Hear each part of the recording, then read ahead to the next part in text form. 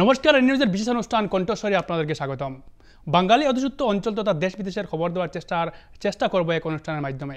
আমরা জনতার নেতাদের প্রশ্ন করব চুকে চুক রেখে।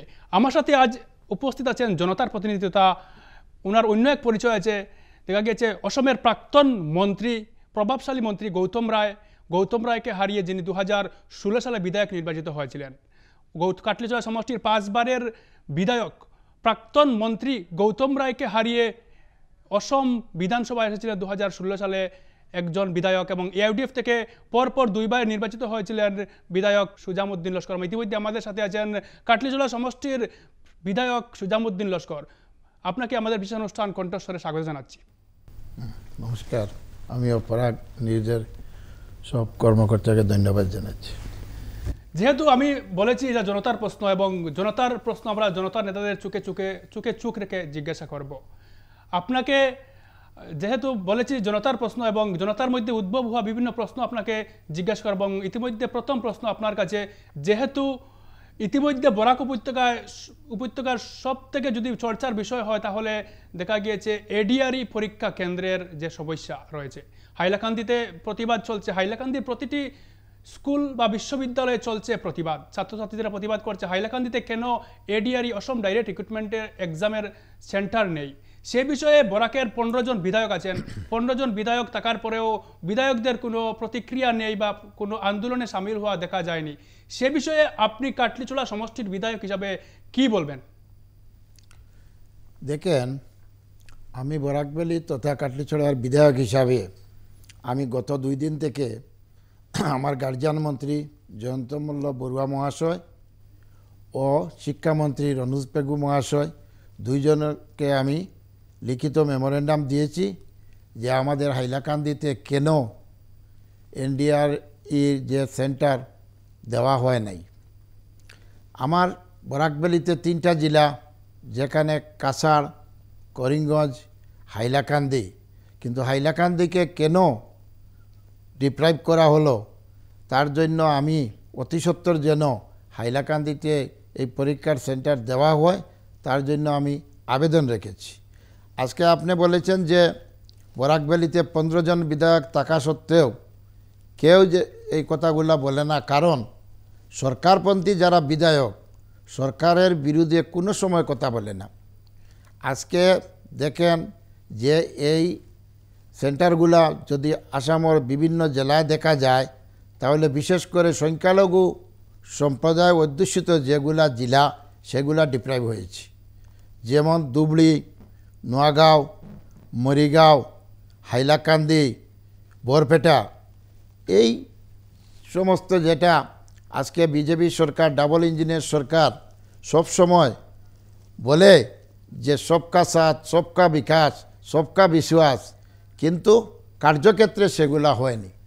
আজকে এই পরীক্ষা কেন্দ্রগুলায় যে কাছাড় আর করিমগঞ্জে দেওয়া হয়েছে, হাইলাকান্দিতে দেওয়া হয় নাই। আমার হাইলাকান্দি জেলার যে 3টা সমষ্টি ছিল, বর্তমানে ডেলিমিটেশনে 2টা হয়েছে, আসাম মিজোরাম সীমা। এই সীমা থেকে যে ছাত্রছাত্রীরা এই পরীক্ষায় যেতে আর না হলেও 8-10 হাজার টাকা একজন ছাত্রের খরচ আসে, কারণ গাড়ি নিয়ে যেতে হয়, বহুত অ্যাক্সিডেন্ট হয়, রাস্তাঘাটের সমস্যা হয়। তাই আমি 2 জন মন্ত্রীকে অনুরোধ করেছি, মুখ্যমন্ত্রী বাহিরে থাকায় দেখা হয় নাই, আজকে উনি আছেন, আমি 2-1 দিনের ভিতরে মুখ্যমন্ত্রীর সঙ্গে দেখা করে আমার হাইলাকান্দি জেলার এই সেন্টারের কথাগুলো তুলে ধরব। কারণ হাইলাকান্দিতে কোনো বিল্ডিংয়ের অভাব নেই, স্ট্যান্ডিং প্রায় 6-7টি কলেজ আছে, যেমন আমার কাটাখালের যেটা শারদাচরণ কলেজ, আমার এসএস কলেজ হাইলাকান্দি, আলগাপুরে মইনুলক Choudhury science college, Abdul Latif college, Lala rural college, Katlicherra SK Roy college, 2টা বিএড সেন্টার, যেটা হাইলাকান্দি বোয়ালিপাড়ে একটি ও কাটলিছড়ায় একটি, আরও হায়ার সেকেন্ডারি প্রচুর আছে। যেখানে এই সেন্টার দিলে যে কোনো অসুবিধা সেগুলো আমি দেখতে পাচ্ছি না, যে কমসে কম যে 6-7টা কলেজ আছে সেই কলেজগুলোতে সেন্টার দিলে আমার জেলার ছাত্রছাত্রীদের উপকার হতো। এই কথাগুলা আমি মুখ্যমন্ত্রীর সঙ্গে দেখা করে উপস্থাপন করব। আগন্তুক বিধানসভা অধিবেশন 22 তারিখ থেকে এই বিধানসভা অধিবেশনে এই এডিআরি বরাকের বা হাইলাকান্দির সেন্টার নিয়ে আপনার কোনো এডিআরি মানে বিধানসভা উত্থাপন করার সম্ভাবনা আছে নাকি আপনার? আমি সেটা দলীয়ভাবে আলোচনা করে আমাদের এআইডিএফের 15 জন বিধায়ক আছি, আমরা বরাকভ্যালি থেকেও আমাদের দলের 5 জন বিধায়ক আছি, সবাই আমরা আলোচনা করে খুব সম্ভব কথা দিচ্ছি এই অ্যাসেম্বলিতে আমরা এই কথাটি উপস্থাপন করব যে কেন হাইলাকান্দিকে সবসময় এইভাবে ডিপ্রাইভ করা হয়। দ্বিতীয় প্রশ্ন, যেহেতু বিগত নির্বাচনে এআইইউডিএফের শোচনীয় পরাজয় দেখা গেছে, ধুবড়ি, নোয়াগাঁও এবং করিমগঞ্জে শোচনীয় পরাজয় হয়েছে এআইইউডিএফের, এবং শোচনীয় পরাজয়ের দেখা গেছে কারণ নিয়ে ইতিমধ্যে এআইইউডিএফের এক পর্যালোচনা বৈঠক অনুষ্ঠিত হয়েছে গত কয়েকদিন আগে। আপনি কি বলেন, এই শোচনীয় পরাজয়ের মূল কারণ কি হতে পারে? মূল 1 নম্বর কারণ হচ্ছে, দেখেন এই গত যেটা লোকসভা নির্বাচন গেল সেখানে আমাদের সমগ্র ভারত বিশ্ব জুড়ে ইন্ডিয়া জোটের যে সুনামি এসেছিল, এটাই 1 নম্বর কারণ। 2 নম্বর, মানুষ এই বিজেপি সরকার থেকে অতিষ্ঠ, বিশেষ করে সংখ্যালঘু সম্প্রদায়ের লোক, যেখানে সমগ্র আসামে ইন্ডিয়া জোটকে ভোট দিয়েছে। এর কারণ হচ্ছে উচ্ছেদের সমস্যা, বিভিন্ন উন্নয়নমূলক সমস্যা, বিভিন্ন কাজকর্মের অসুবিধা, এর মধ্যে যে এই সেন্টারের যেটা একটা উদাহরণ, এরকম বিভিন্ন ক্ষেত্রে সবসময় সংখ্যালঘু অধ্যুষিত জেলাগুলিকে উপেক্ষিত করা হয়। আর বিশেষভাবে আমার দলীয়ভাবে আমরা 5 জন বিধায়ক এআইডিএফ দলের, আমাদেরও শোচনীয় অবস্থা হয়েছে। এই অবস্থা নিয়ে আমাদের দলীয় সভাপতি মৌলানা বদরুদ্দিন আজমল আল কাসিমি সাহেব, উনি নিজে রিজাইন দিয়েছিলেন, পদত্যাগ করেছিলেন, কিন্তু সবাই সর্বসম্মতিক্রমে উনার পদত্যাগের পরে উনাকে আবার সভাপতি হিসাবে মনোনীত করা হয়েছে। এই সভায় আলোচনা হয়েছে এই ইলেকশনে কেন এই অবস্থা হলো, তার যে রিপোর্ট এসেছে তার উপর ব্যবস্থা নিচ্ছেন আমাদের সভাপতি মহাশয়। নতুনভাবে আমাদের এআইডিএফ দলের সেন্ট্রাল কমিটি, কেন্দ্রীয় কমিটি সেটা গঠন করে পরে জেলাভিত্তিক, সমষ্টিভিত্তিক, গ্রামভিত্তিক কমিটিগুলা করা হবে। হাইলাকান্দিতে এআইইউডিএফের 3 জন বিধায়ক ছিলেন বা এখনও আছেন বিধায়ক, কিন্তু 3 জন বিধায়ক থাকার পরও মাত্র 8,571টা ভোট পেয়েছে এআইইউডিএফ। এত কম ভোট, একজন পঞ্চায়েত প্রতিনিধিও নির্বাচিত হতে এর থেকে বেশি ভোট লাগে। কি বলবেন, আপনারা 3 জন বিধায়ক ছিলেন হাইলাকান্দিতে, এত কম ভোট কেন পেল এআইইউডিএফ? দেখেন, হাইলাকান্দি, করিমগঞ্জ 2টা জেলা নিয়ে আমাদের এই সাংসদ এরিয়া। ভারত স্বাধীনের পরে এই সিটটি এইবার জেনারেল হয়েছে। এর পূর্বে এসসি শিডিউল কাস্ট রিজার্ভ ছিল, যার দরুন আমার জেনারেল কাস্টের বা সংখ্যালঘু সম্প্রদায়ের কোনো মানুষ প্রতিদ্বন্দ্বিতায় যেতে পারেনি। এই একটি কারণে মানুষ 2টা জেলার, হাইলাকান্দি, করিমগঞ্জের যে কোনো বিধায়কের দিকে চায়নি, কোনো দলের দিকে চায়নি। একমাত্র উদ্দেশ্য বিজেপিকে পরাস্ত করতে ইন্ডিয়া জোটের প্রার্থী, কংগ্রেস মনোনীত প্রার্থীকে ভোট দিয়েছে। তার জন্য আমাদের অবস্থা খারাপ হয়েছে, কারণ সবার উদ্দেশ্য ভারত স্বাধীনের পরে আমাদের নিজের একজন মানুষকে পেয়েছি ভোট দেওয়ার জন্য। যদি এআইডিএফে আমরা ভোট ভাগাভাগি করি তাহলে নিশ্চিত ওইখানে বিজেপির জয় হবে। ওই কারণেই কোনো বিধায়ক, কোনো নেতা, কোনো মন্ত্রী কারোর দিকে চাননি। জনসাধারণ ভোটের দিন এক হয়ে কংগ্রেসে ভোট দিয়েছে। এর কারণই একমাত্র সরকার বদলের উদ্দেশ্যে ভারতবর্ষের হাইলাকান্দি, করিমগঞ্জ 2টি জেলার সংখ্যালঘু সম্প্রদায়ের মানুষ একত্রিত হয়ে এইভাবে ভোট দিয়েছে। দেখা গেছে এআইইউডিএফ এর পর্যালোচনা বৈঠকে অনুপস্থিত ছিলেন বরাকের কয়েকজন বিধায়ক, শুধু আপনি উপস্থিত ছিলেন সেই পর্যালোচনা বৈঠকে। বরাকের একজন যদি বলি, আজমলের ব্লু আইড বয় যদি বলি, বিধায়ক করিমউদ্দিন বড়ভাইয়া, নির্বাচনের পর থেকে করিমউদ্দিন বড়ভাইয়ার এক প্রকার দেখা নেই। দলের যতটা মিটিং হয় মিটিংয়েও করিমউদ্দিন বড়ভাইয়া অনুপস্থিত, তথা বিধায়ক আবাসেও দেখা নাই। আজমলের ধারে কাছে এক প্রকার দেখা যাচ্ছে না বিধায়ক করিমউদ্দিন বড়ভাইয়াকে। আপনি গুরুতর অভিযোগ করেছিলেন যে বিধায়ক করিমউদ্দিন বড়ভাইয়া এসকর্ট গাড়ি নিয়ে বরাকে এসকর্ট গাড়ি নিয়ে বরাকের প্রচারে বেরিয়েছিলেন, তার কারণে এআইইউডিএফ এর শোচনীয় পরাজয় বলে। কি বলবেন, বরাকের বাকি বিধায়করা কেন অনুপস্থিত, কি বলবেন এই বিষয় নিয়ে?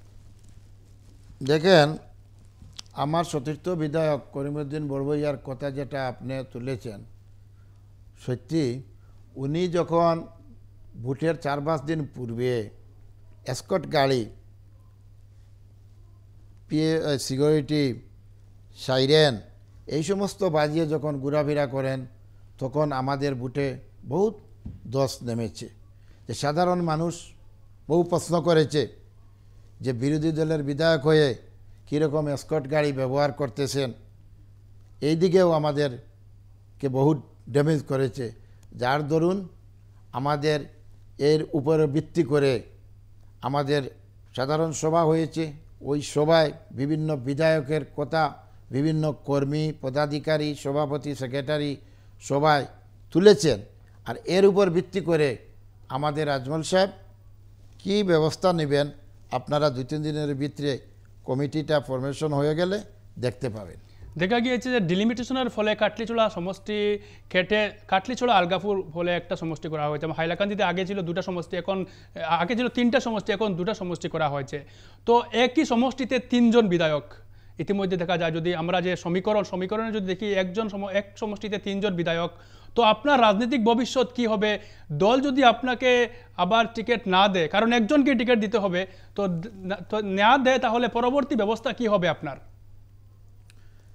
দেখেন, আমি বর্তমানে 2 বারের বিধায়ক, আরও 3 বার আমি জেলা পরিষদে ছিলাম, আমার স্ত্রী 2 বার, আমি 1 বার।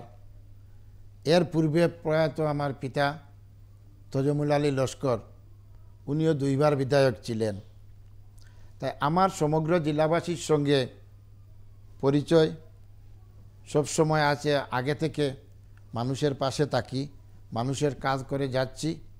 যদিও ডেলিমিটেশনে আজকে আমাদের আলগাপুর কাটলিছড়া একটা সমষ্টি হয়েছে, আর হাইলাকান্দি একটা হয়েছে। আমি বহুবার বলেছি, আপনারা সবাই জানেন যে ওই ডেলিমিটেশনটি জাতপাতের উপর ভিত্তি করে সমগ্র জেলা নিয়ে 2টা সমষ্টি হয়েছে। যেখানে হিন্দু মানুষ সেখানে হাইলাকান্দি সমষ্টি, যেখানে মুসলিম সেখানে আলগাপুর কাটলিছড়া। তো এইভাবে ডেলিমিটেশনের পরে এখন আমাদের সমষ্টি 2টা সমষ্টি পুরা জেলা জুড়ে 5 গ্রাম থেকে শুরু হয়েছে, মিজোরাম বর্ডার পর্যন্ত গিয়েছে। আমাদের এখন ডেলিমিটেশন হবে, পঞ্চায়েত ডেলিমিটেশন। আমাদের জেলায় 5টা ব্লক আছে, কিন্তু 5টা ব্লককে কিভাবে রূপান্তরিত করা হবে আমি ভেবে চিন্তা করে পাচ্ছি না। কারণ স্টার্টিং থেকে এন্ডিং পর্যন্ত আমাদের 2টা সমষ্টি। আমার কথা বলছেন যেটা জনতার রায়, জনতা যেটা বলবে সেটাই হবে। রাজনীতিতে জনতার উপর সব নির্ভর করে। নিজে নিজে বিধায়ক বললে হওয়া যায় না। বিধায়কের কাজ কর্ম, আচার ব্যবহার সব মিলিয়ে মানুষ বিবেক বুট দেয়, যাকে ভালো লাগবে তাকেই দিবে। আমি এআইইউডিএফ দলে আছি, দল যাকে টিকিট দিবে সে খেলবে, আর জনতার উপর নির্ভর করবে যে কে প্রতিদ্বন্দ্বিতা করবে কে না। কারণ আমার 3টা সমষ্টি নিয়ে যে একটা সমষ্টি হয়েছে, সেখানে এইবার বর্তমান আমরা স্ট্যান্ডিং 4 জন বিধায়ক আছি।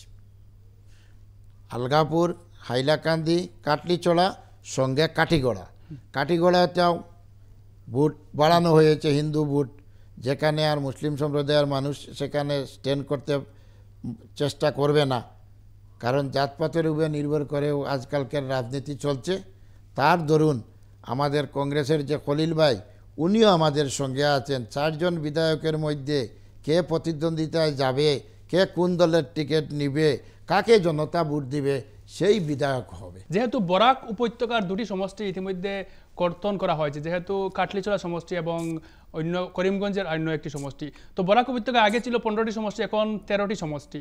সেই ক্ষেত্রে বরাক উপত্যকার বিধায়ক বা নেতা মন্ত্রীদের তেমন প্রতিবাদ করা দেখা যায়নি। কিন্তু আমি যদি পুরা বিষয়টা দেখি, তাহলে পুরা বিষয়টায় দেখা যায় যে বরাক উপত্যকার উন্নয়নের ক্ষেত্রে অনেক কম ফাউন্ড যাবে বা উন্নয়নের ক্ষেত্রে জনসাধারণ এক প্রকার বিপাকে পড়বে।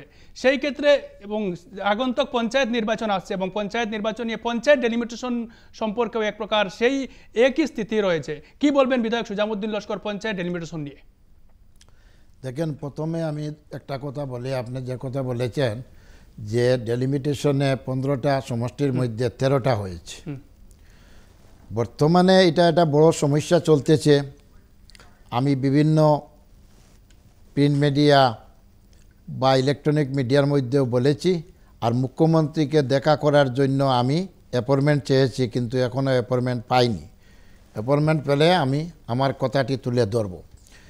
যেখানে আমাদের 3টা সমষ্টি, আমরা 3 জন বিধায়ক আছি, কিন্তু বর্তমানে এই বছর পিডাব্লিউডি থেকে যে রাস্তার ওই উন্নত পক্ষীপথ বলে একটা 10 কোটি করে প্রত্যেক সমষ্টিতে দেওয়া হয়েছে, কিন্তু আমাদের হাইলাকান্দি জেলার ক্ষেত্রে 2টা সমষ্টিকে দেওয়া হয়েছে। এই ডেলিমিটেশন মতো যে আলগাপুর কাটলিছড়া একটি ও হাইলাকান্দি একটি, কিন্তু গত আমরা 2 বছর 3 বিধায়ক 3টা রাস্তা পেয়েছি।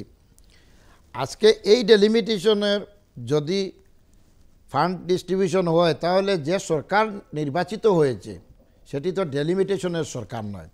2021 সালের নির্বাচনে আমার মাননীয় মুখ্যমন্ত্রী, উনি ম্যান্ডেট পেয়েছেন, উনি সরকার করেছেন, নিজে মুখ্যমন্ত্রী হয়েছেন। এর 26-এর ইলেকশনের পরে ডেলিমিটেশনের কথা আসবে। কিন্তু আজকে এই যেখানে 3টা সমষ্টির মধ্যে 2টা দেওয়া হয়েছে, সেটা অন্যায় করা হয়েছে। আমি যদি বলি, আজকে যে উপনির্বাচন যেটা ঘোষণা হয়েছে, সেই ইলেকশন কমিশন উপনির্বাচন 2021-এর সীমা অনুপাতে হয়, নতুন ডেলিমিটেশন মতো হবে না। তাহলে আমাদের হাইলাকান্দি জেলার 3 জন বিধায়কের মধ্যে একজনের ফান্ড কেন কাটা হয়? ঠিক আমার করিমগঞ্জে বদরপুর আর উত্তর করিমগঞ্জ মিলে একটি সমষ্টি হয়েছে, একটা বিলুপ্ত হয়েছে, সেখানেই এই অবস্থা চলছে। আমি শুনছি আমার হাবিদ রফিকুল, শেরমান আলী 2 জন মিলে একটি সমষ্টি হয়েছে। যদি এই রকম হয়, তাহলে আমাদের উন্নয়ন কোথায় হবে?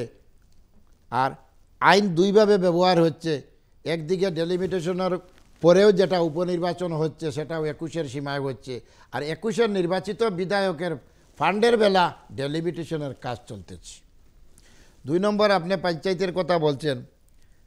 দেখেন, এখানে মেজর একটা প্রবলেম যে আসাম সরকার যে একটা এসওপি জারি করেছে বা ক্যাবিনেট এটা ডিসিশন হয়েছে, আমরা আগেও মিডিয়ায় দেখেছি, যে প্রত্যেক সমষ্টিতে, গ্রাম্য সমষ্টিতে 4টা জেলা পরিষদ হবে, আর নগর বা টাউন থাকা সমষ্টিতে 3টা হবে, 4টার নিচে হবে, মানে 3টাই হবে। আমাদের হাইলাকান্দি যেটা সমষ্টি, লালা টাউন আর হাইলাকান্দি টাউন, 2টা টাউন পেয়েছে। সেখানে বুট, বর্তমান বুট, এই যেটা লোকসভা নির্বাচন গেল 2,17,000 বুটের মধ্যে নির্বাচন হয়েছে। যদি 2টা টাউন মিলে 40,000 বুট চলে যায়, তো বহু পপুলেশন বা বুটার কমে যায়। আর আলগাপুর কাটলিছড়া এইবার যে নির্বাচন হয়েছে 2,65,000 বুটের। আলগাপুর কাটলিছড়া গ্রাম্য সমষ্টি 4টা হবে, আর হাইলাকান্দি টাউন সমষ্টি 3টা হবে। কিন্তু তার মধ্যে এসওপিতে বলা হয়েছে পুরানা যেটা সমষ্টি আছে তাতে বেশি হবে না, সেই মতে হবে 11টা।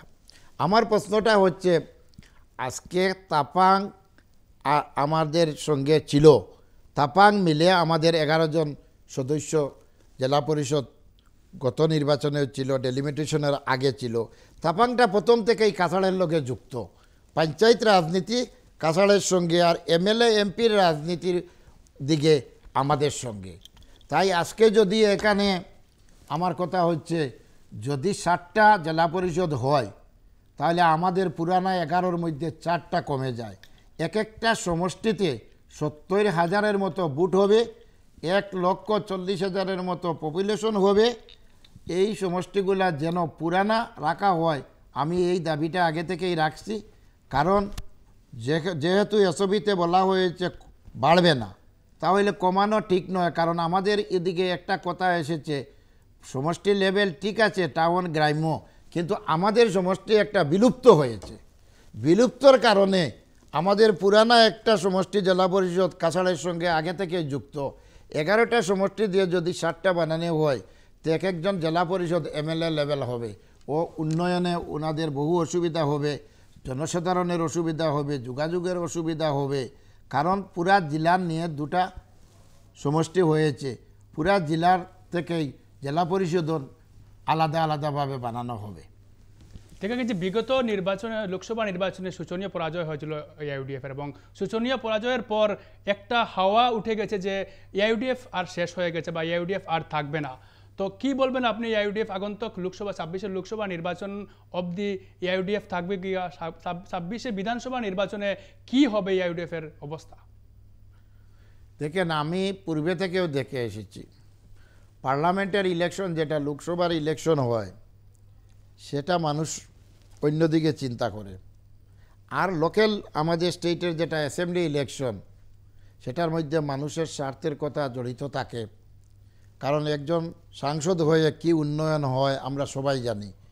বাৎসরিক 5 কোটি টাকা এরিয়া ডেভেলপমেন্টের জন্য পান, তাও বর্তমানে আমাদের ডেলিমিটেশন মতো 6টা বিধায়ক সমষ্টি নিয়ে একটা সাংসদ, পুরানা 8টা সমষ্টি ছিল আমাদের করিমগঞ্জ।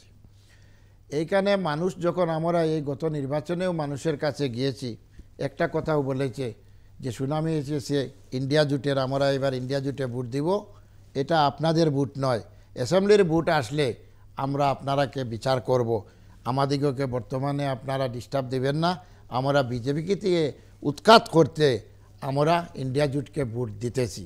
তাই আমার ধারণা যেটা লোকসভা ভোটে হয়েছে সেটা অ্যাসেম্বলিতে হবে না। আরেকটা গুরুত্বপূর্ণ প্রশ্ন, একের পর এক কল রেকর্ডিং ভাইরাল হচ্ছে। দেখা গেছে কল রেকর্ডিংয়ে অনেক আপত্তিকর মন্তব্য বের হচ্ছে বিধায়কদের মুখ থেকে, এবং আপনার কল রেকর্ডিং বের হয়েছে, আপনার সতীর্থ বিধায়কদেরও কল রেকর্ডিং বের হয়েছে। তো আপনাদের মতো রাজনৈতিক নেতাদের মুখ থেকে যদি এরকম মন্তব্য বের হয়, তাহলে সাধারণ জনতা কি করবে? দেখেন, আজকাল আমাদের মিডিয়া চতুর্দিকে সোশ্যাল মিডিয়া চলে, আর মিডিয়ার ছেলেরা সবসময় আমাদেরকে প্রশ্ন উত্তর করে। কোনো সময় এটা কল রেকর্ডিং ভাইরাল হলে দেখা যায় সেগুলা কিন্তু আইনতও দণ্ডনীয়। কেউ কেউর সঙ্গে কথা বললে রেকর্ড করতে হলে ওনার পারমিশন নিতে হয়, উইদাউট পারমিশনে রেকর্ড করে বাজারে বিক্রি করে দেয়, সেরকমও কিছু তথ্য আছে। 2 নম্বর, আমাদের বিধায়কদের মধ্যে মাঝে মধ্যে কথা কাটাকাটি হয় বা দলীয়ভাবে আলোচনা হয়, আলোচনা মত বিমত থাকে, তার দরুন কথা হয়। যেখানে গতকল্য যেটা ভাইরাল হয়েছে, তার জন্য আমি বলছি, একজন আমার সতীর্থ বিধায়ক হাইলাকান্দির আমাকে কি বলেছেন এত বিশ্রীভাবে, তার অপোজিট সাইডে উনার কোয়ার্টার আর অপোজিট সাইডে আমার কোয়ার্টার, 5 নম্বর ফ্লোরে, এক সাইডে উনি এক সাইডে আমি। সাংবাদিকরা বাইর হয়েও আমাকে পাকড়া ধরল যে আপনার বক্তব্য ওইরকম, বিধায়ক এইরকম বলেছেন, আপনি তার উত্তর দেন। আমি বললাম আমি ওই সমস্ত কথায় উত্তর দিব না, কারণ উনি কি বলেছেন উনি জানেন। আমি ওই রকম একজন আইনসভার সদস্য হয়ে বিশ্রী কথাগুলা বললে জনসাধারণ কি বলবে। তো সাংবাদিক 15 থেকে 20 জন ছিলেন, সবাই জানাশোনা, সবাই আমাকে এমনভাবে কেঁপে ধরলেন। তা আমি 2-4টা কথা বলেছি, কিন্তু আমি কোনো কথা খারাপ বলিনি। আমি বলেছি সোশ্যাল মিডিয়ায় কোনো সময় দেখা যায় যে জনসাধারণরা কি করতেছে কি না, আমি নিজে কোনো খারাপ মন্তব্য করিনি বা এই সমস্ত করা আমার পক্ষে সম্ভব নয়। আপনি একটা গুরুতর অভিযোগ উত্থাপন করেছেন যে হাইলাকান্দি বিধায়ক জাকির হোসেনের উপর, আপনার দক্ষিণ হাইলাকান্দির দেখা গিয়েছে বাগান বা বনাঞ্চল এলাকায় ধ্বংস করার মূল হাইলাকান্দির বিধায়ক জাকির হোসেন, এবং বনাঞ্চলের বিভিন্ন গাছ কেটে এনে উনি নিজের সমিলে রাখছেন, এবং এই গুরুতর অভিযোগ আপনি আগেও করেছেন বা গতকালকেও আপনি করেছেন। কি বলবেন সেই বিষয়ে? দেখেন, সেটা আমার সমষ্টি হাইলাকান্দি জেলায় 3টা সমষ্টি ছিল। 3টা সমষ্টির মধ্যে ফরেস্ট বললেই কাটলিছড়া সমষ্টি, আসাম মিজোরাম বর্ডার, আমার এখানে কুকিছড়া রেঞ্জ অফিস আছে, গাড়মুড়া রেঞ্জ অফিস আছে, মাটিজুরি রেঞ্জ অফিস থাকলেও ফরেস্ট নাই। তত্ত্বাবধানে আমার এই বিলাইপুর বিট, দোলচড়া বিট, তারপরে লালাছড়া বিট, এইগুলো আমার ফরেস্ট রিজার্ভ। আমার জাকির হোসেন লস্কর সাহেবর নিজস্ব একটা সমিল আছে হাইলাকান্দিতে, মাটিজুরিতে উনার বাসায়। আর সমগ্র জঙ্গল থেকে ফরেস্ট প্রোডাক্ট উনি উনার মেইলে এনে সয়িং করে বিক্রি করতেছেন। আমি একদিন যখন খবর পেলাম যে দিনে দুপুরে গাছ কেটে গাড়ি লোড করে জেসিবি দিয়ে নিয়ে আসছেন, ডিওফোকেও ফোন করেছি, সিসিএফকে ফোন করেছি, তারপরেও গাড়িটা বন্ধ হয়নি। গাড়িটা নিয়ে বিধায়কের গড়ে রাখা হয়। তারপরে সেটা আমি কমপ্লেনও দিয়েছি, ইনকোয়ারি হয়েছে। বা গত কিছুদিন পূর্বে কাটলিছড়াতেও একটা পাট্টাল্যান্ড বলছে, কিন্তু কিছু মানুষ বলছে সেটা সিলিং ল্যান্ড। পাট্টাল্যান্ড হলেও সেটার সিও একটা সরকারি অনুমোদন নিতে হয়, নিয়ে মালগুলা নিতে হয়। তো সেটা দেখেন নদীপথেও মাল আসছে, প্রচুর মাল নদীপথে আসে মিজোরাম থেকে। সেগুলাও হেডকোয়ার্টার হচ্ছে আমার মাটিজুরি, আমার এমএলএ সাহেবের সোমিল। তো এইগুলা যে আইনসভার সদস্য হয়ে এইগুলা গাছ, একদিকে আমার মুখ্যমন্ত্রী মহোদয় 3 কোটি গাছ লাগাইতেছেন, আর আরেকদিকে আমার আইনসভার সদস্য সেগুলা ধ্বংস করতেছেন। এইভাবে ফরেস্টের অবস্থা কি হবে নিজে পিছা করে দেখেন। যে লোকাল স্থানীয় সুপারি সমস্যা নিয়ে কি বলবেন, যেহেতু বিগত দিনে আপনাকে দেখা গিয়েছে প্রতিবাদ করতে স্থানীয় সুপারির সমস্যা নিয়ে, এই বিষয়ে এই সমস্যা কি সমাধান হবে বা এই সমাধানের ক্ষেত্রে আপনি পরবর্তী কি উদ্যোগ নেবেন? দেখেন, লোকাল সুপারির সমস্যা নিয়ে আমি বারে বারে কথা বলেছি, অ্যাসেম্বলিতেও রেজ করেছি, বিভিন্ন সভা সমিতি হয়েছে, আন্দোলন হয়েছে। শুনেছি গত কিছুদিন পূর্বে মুখ্যমন্ত্রী মহোদয় কথা দিয়েছেন যে স্থানীয় সুপারিটা আমি চিরতরে সমাধান করে দিব, স্থানীয় সুপারির কোনো অসুবিধা হবে না। কিছু স্থানীয় ব্যবসায়ী নিয়ে উনি আলোচনাও করেছেন, হয়তো ফ্লাডের কারণে কোনো কিছু হয় নাই। আমার মনে হয় 10-15 দিনের ভিতরে স্থানীয় সুপারির একটা সমস্যা সমাধান হবে।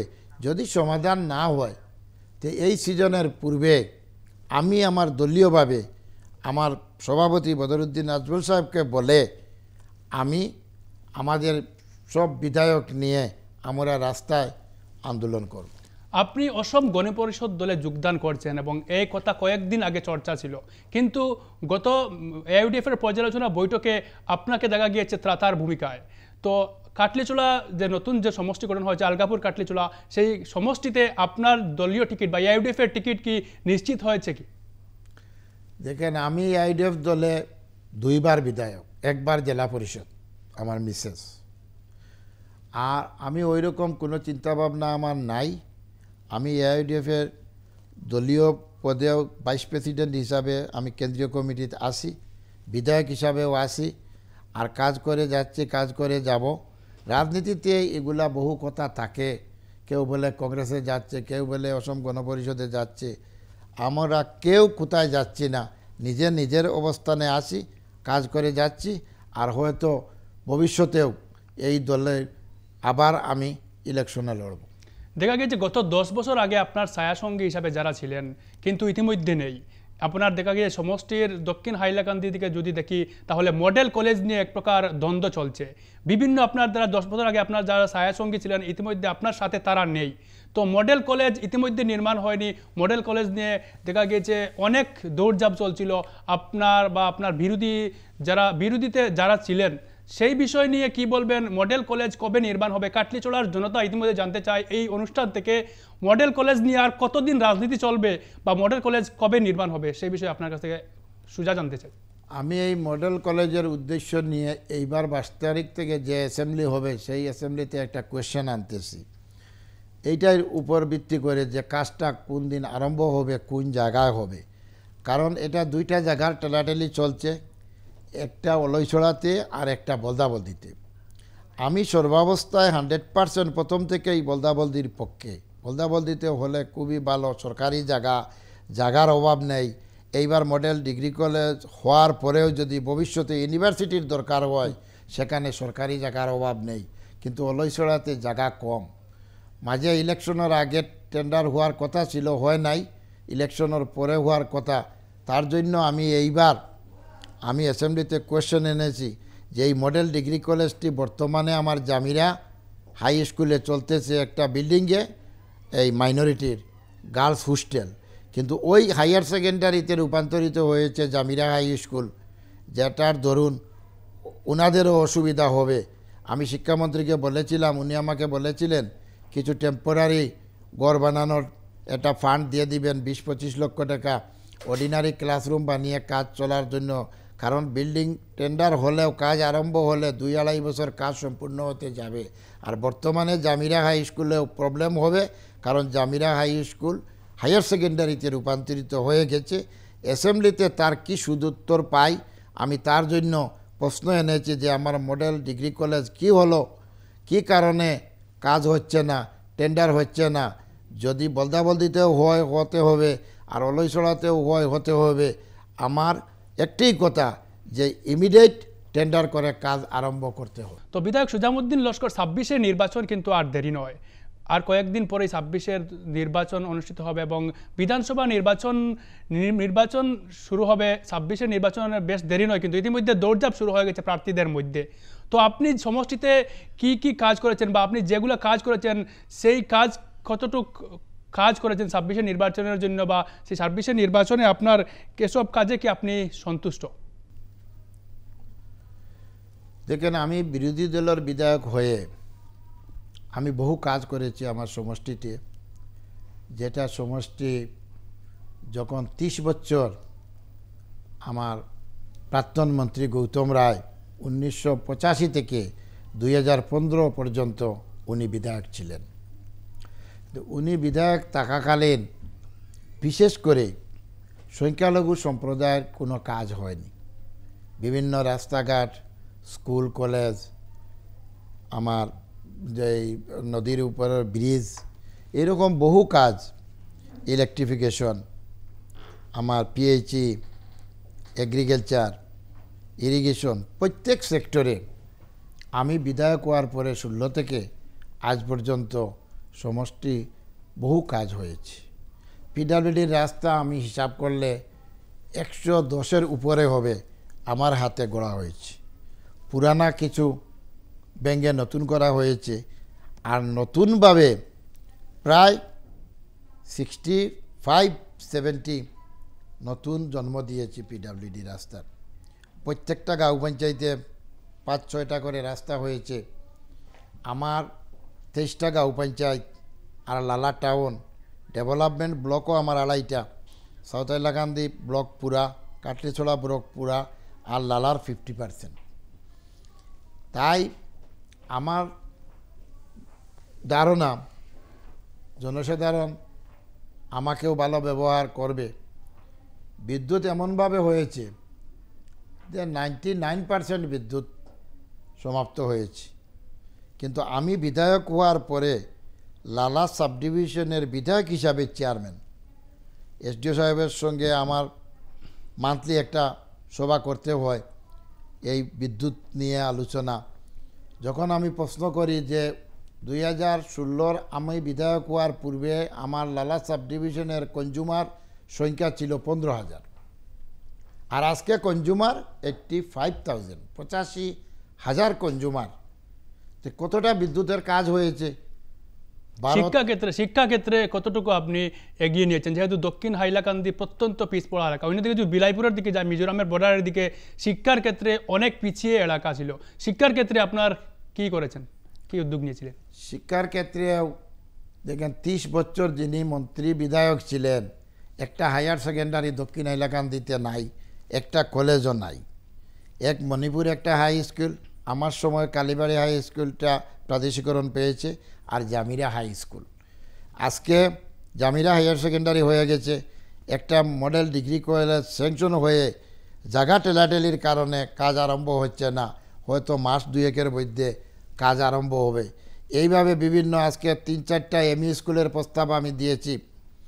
বেচড়া একটা এমই যে আপগ্রেড করার জন্য হাই স্কুল, আজকে দাড়িরঘাটে আরেকটা এমই, নিত্যানন্দ এমই, এটাও আমি প্রস্তাব দিয়েছি। বলদাবলদিতেও একটি, দীননাথপুরে একটি, যে সরকার উদ্যোগ নিয়েছে এমইগুলাকে হাই স্কুল বানাবে। আর হাই স্কুলগুলোকে সেকেন্ডারি করবে, হায়ার সেকেন্ডারি। এইভাবে শিক্ষার ক্ষেত্রেও আমি প্রচুর চেষ্টা করেছি। দল চড়াতে এত রিমোট এরিয়া, সেখানে একটি হাই স্কুলের বিল্ডিংয়ের কাজ চলতেছে, আসাম মিজোরাম সীমা সংলগ্ন। তো বিভিন্ন ডিপার্টমেন্টে বিভিন্ন কাজ হয়েছে। আজকে এই কাটলিচড়া সমষ্টির মানুষ আমাকে বিধায়ক নির্বাচিত করার পরে বহু জিনিস জানতে পেরেছে, যে হয়তো আগে কংগ্রেস সরকার ছিল, আমার 2 টার্মের সময় বিজেপি সরকার, বহু কাজ হয়েছে। আজকেও আমার জয়মঙ্গল হাই স্কুল যেটা, সেখানে 7 কোটি টাকার একটা বিল্ডিংয়ের কাজ চলতেছে, কিন্তু বিগত কংগ্রেস সময়ে ওইগুলা হাই স্কুলের কোনো বাউন্ডারি ওয়ালও ছিল না, কোনো বিল্ডিং ছিল না, আমার হাত ধরে সম্পূর্ণ হয়েছে। কংগ্রেস অভিযোগ করে যে এআইইউডিএফ বিজেপির বি টিম, সেই কথা আপনি কি বলবেন? যেহেতু এআইইউডিএফ এর অনেক বিধায়ক বা বিধায়করা কিন্তু মুখ্যমন্ত্রীর বিভিন্ন সভা সমিতিতে উপস্থিত থাকেন, এবং এআইইউডিএফ এর একজন বিধায়কও বলেছেন যে মুখ্যমন্ত্রী হিমন্ত বিশ্ব শর্মা ডায়নামিক মুখ্যমন্ত্রী। সেই বিষয়ে কি বলবেন? এআইইউডিএফ কি বিজেপির বি টিম? কংগ্রেস যখন শাসনে ছিল, আমার মুখ্যমন্ত্রী তরুণ গগৈ সাহেব 3 বার লাগা মুখ্যমন্ত্রী, ওই সময়েও তো এআইইউডিএফের দলে নির্বাচন খেলেছে।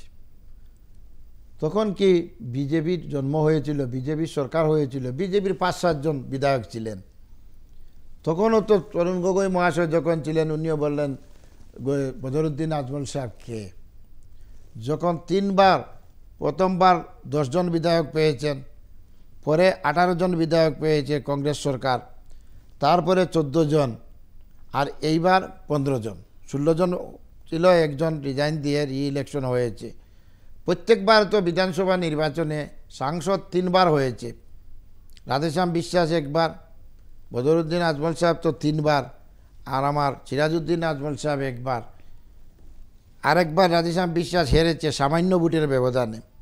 হয়তো ইউডিএফ জন্মর পরে এইবার একটু খারাপ হয়েছে। একমাত্র ইন্ডিয়া সুনামি যেটা ভারতবর্ষ জুড়ে, যার রেজাল্টও ওই রকম হয়েছে, এইবার বিজেপি বহুত ডাউন হয়েছে, কংগ্রেস একটু আপ উঠেছে।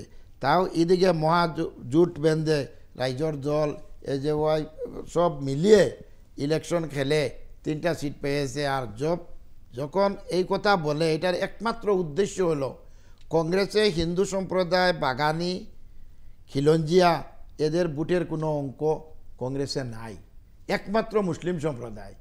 এখন মুসলিম ইউডিএফের সঙ্গে আছে, ওদের সঙ্গে নিতে হলে ওরা বারে বারে বিজেপির বি টিম আমাদিগকে প্রচার দেয়।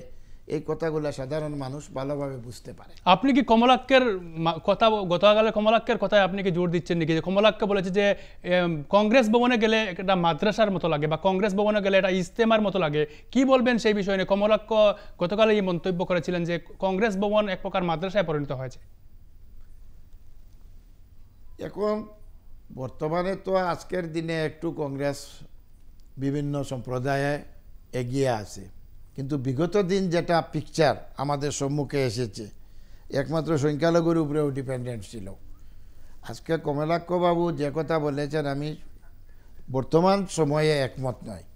বর্তমানে কংগ্রেসের পজিশন একটু ভালো হয়েছে, যার দরুন ওরা দেখতেছে যে সংখ্যালঘু সম্প্রদায়ের যে ভোট ব্যাংক এআইডিএফ দলে আছে, বদরুদ্দিন আজমল সাহেবের নেতৃত্বে আছে, ওটা কিভাবে নষ্ট করা যায়, এই চিন্তাভাবনা নিয়েই বিজেপির বি টিম ওরাই বলছে।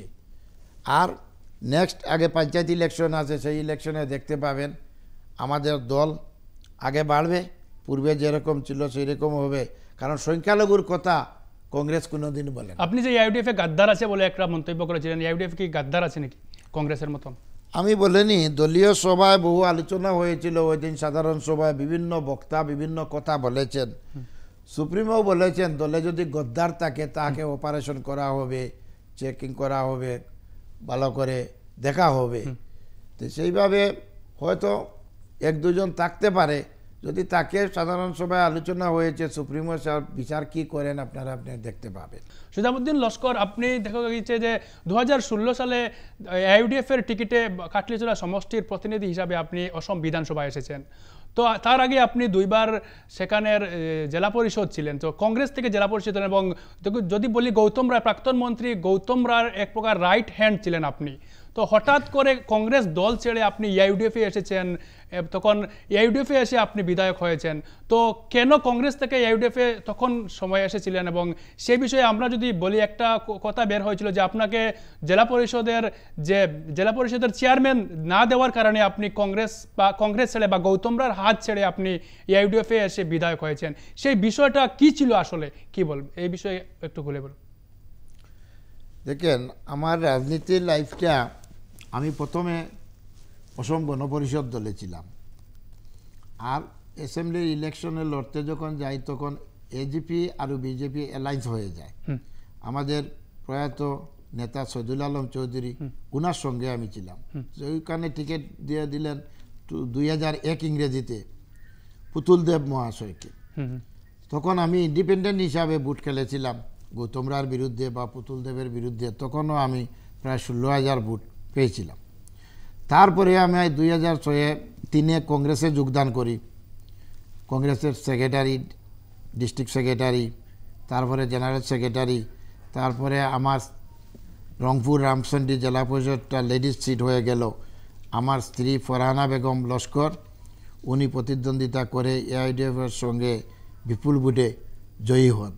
সেকেন্ড টাইমে যখন আবার লেডিস উইথড্র হলো, আমি নিজে প্রতিদ্বন্দ্বিতা করে কংগ্রেসের টিকিটে ইউডিএফকে হারিয়ে আমি নির্বাচিত হই। তারপরে যখন জেলা পরিষদ গঠন হবে, তখন আমার সমষ্টির সবাই ভোটার, আমার একটা সিট হলেও 4টা সিটে সমষ্টি, প্রত্যেকেই সংখ্যালঘু সম্প্রদায় থেকে মাননীয় মন্ত্রী গৌতম রায়কে অনুরোধ করলেন যে জেলা পরিষদের চেয়ারম্যান পদটি কাটলিছড়ায় রাখার জন্য, আমাকে দেওয়ার জন্য।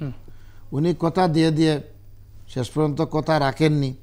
আগের টার্মে যে হাইলাকান্দি সমষ্টিতে যেখানে একজন সংখ্যালঘু সম্প্রদায়ের ভাইস প্রেসিডেন্ট ছিল, পরবর্তীতেও এনামুদ্দিন লস্করকে এই জেলা পরিষদের সভাপতি নির্বাচিত করা হয় গৌতম রায়ের নেতৃত্বে। ওই দিনই আমি সবাই মনস্থ করি যে 2001-এ ইলেকশন ইন্ডিপেন্ডেন্ট হিসাবে খেলেছিলাম, আর এইবার আমি এআইডিএফের দলে যোগদান করে এআইডিএফ দল থেকে ভোট খেলব। হয়তো আল্লাহর হুকুম, জেলা পরিষদ না হইলে হয়তো আমি বিধায়ক হতেও পারি। ঠিক তদ্রূপ আমি ইলেকশনে লড়ি, জয়েন করি। তারপরে আমি টিকিটও দেন আজমল সাহেব, যেখানে আমি 50,679 ভোট পাই, আর গৌতম রায় 35,000 ভোট পান। এই 16,000 ভোটের ডিফারেন্সে আমি ওনাকে হারিয়ে বিধায়ক নির্বাচিত হই। আর 2021-এ আবার আমি 80,000 ভোট পেয়ে নির্বাচিত হই বিজেপির সুব্রত নাথকে 12,000 ভোটের ডিফারেন্সে হারিয়ে। তাই আমার যেটা রাজনীতি লাইফ, 2001-এ যা প্রতিদ্বন্দ্বিতা করে হেরেছিলাম, আর তারপরে হার এখনও দেখিনি। মানুষের সেবা করে যাচ্ছি। আজকে পঞ্চায়েত আপনারা জানেন লাগাত 3বার জেলা পরিষদ, একবার জেলা পরিষদ হয়ে 2 নম্বর বার ভোট পাওয়া যায় না। কারণ মানুষের সঙ্গে যদি আমার ভালো ব্যবহার, ভালো কাজ, ভালো পরিচয় না থাকতো, তাহলে আমার পরিবারে আমার স্ত্রী 2বার, আমি 1বার, 3বার জেলা পরিষদ, আর লাগা 2বার বিধায়ক। এইবারও আল্লাহর হুকুম আমার সমষ্টিতে 92,000 ভোট কাটলিছড়ার পুরানা আলগাপুর কাটলিছড়ার সঙ্গে আছে, আর 3টা সমষ্টি মিলে 2,65,000 ভোট আছে। এর মধ্যে 40 থেকে 45,000 ভোট হবে হিন্দু সম্প্রদায়ের, আর 2,20,000 ভোট হবে মুসলিম সম্প্রদায়ের। এই মাঠে খেলা হবে, ভোটার যাকে ভোট দিবে সে নির্বাচিত হবে, তার জন্য আমার কোনো মতভেদ নেই। আমরা 4 জন সিটিং বিধায়ক আছি, যে মনে হয় খেলার মাঠে খেলা খেলবে, ভোটারে যাকে নির্বাচিত করবে সে বিধায়কের দায়িত্ব পাবে। দল যদি আপনাকে টিকিট না দেয় তাহলে বিকল্প কি ব্যবস্থা, আপনি কি মনে করেন? দল যদি টিকিট আমাকে না দেয় তো সম্পূর্ণ নির্ভর করবে আমার জনসাধারণ, আমার ভোটারের উপর। কারণ আমার এই ভোটাররা আমাকে 3বার জেলা পরিষদ, 2বার বিধায়ক বানিয়েছে, লাগা 5বার। এইবার দল যদি আমাকে না দেয়, যদি জনসাধারণ ভোটার বলে, তো আমি ভোটে দাঁড়াবো না, সেটাই আমার। আর জনসাধারণ যদি বলে, তাহলে দল না হলেও ইন্ডিপেন্ডেন্ট লড়ব। কারণ ভোটারের উপরে সম্পূর্ণ নির্ভর। আপনারা জেনে নিন 1962 থেকে এই সমষ্টিতে আমার পরিবারের লিঙ্ক। আমার 1962-তে আমার প্রয়াত পিতা তজুমুল লস্কর বিধানসভায় লড়েছেন, 1966-তে নির্বাচিত হয়েছেন গৌতম রায়ের বাবা সন্তোষ রায়কে হারিয়ে। তারপরে 1978-এ গৌরীশঙ্কর রায়কে আবার 1200 ভোটে হেরেছেন। তারপরে 83-তে আবার উনি জয়নাথ রায়কে হারিয়ে বিধায়ক নির্বাচিত হয়েছেন। তারপরে গৌতম রায়ের হাতে 1985 ইংরেজি আমার প্রয়াত পিতা হেরেছেন। তারপরে 30 বছর গৌতম রায় সেখানে রাজত্ব করেছেন, যিনি সভা সমিতিতে বলতেন যে আমার এখানে ভারতের প্রধানমন্ত্রী মোদি আসলেও হবে না, লালকৃষ্ণ আডবাণী আসলেও হবে না, বদরুদ্দিন আজমল সাহেব আসলেও হবে না, কিন্তু সামান্য আমি সুজামুদ্দিন লস্কর হাতে উনি পরাজিত হয়েছেন। উনার এত অহংকার ছিল, অহংকারের পতন কীরকম হয় আপনারা দেখেন। তাই আমি এই সমষ্টিতে জাতি ধর্ম বর্ণ নির্বিশেষে সব সম্প্রদায়ের মানুষের সঙ্গে আমার একটা সুসম্পর্ক সুপরিচিতি 1966 থেকে এখন পর্যন্ত আছে। তাই আমার সম্পূর্ণ নির্ভর করবে আমার জনতার কাছে। এই মুহূর্তে কিন্তু আমরা অনুষ্ঠানের শেষ পর্যায়ে এসে গেছি এবং আমাদের আমন্ত্রণে সাড়া দিয়ে কাটলিছড়া বিধায়ক সুজামুদ্দিন আপনি আসার জন্য আপনাকে অসংখ্য ধন্যবাদ জানাচ্ছি এবং আমাদের এই বিশেষ অনুষ্ঠান কণ্ঠস্বর দেখতে থাকুন। ধন্যবাদ।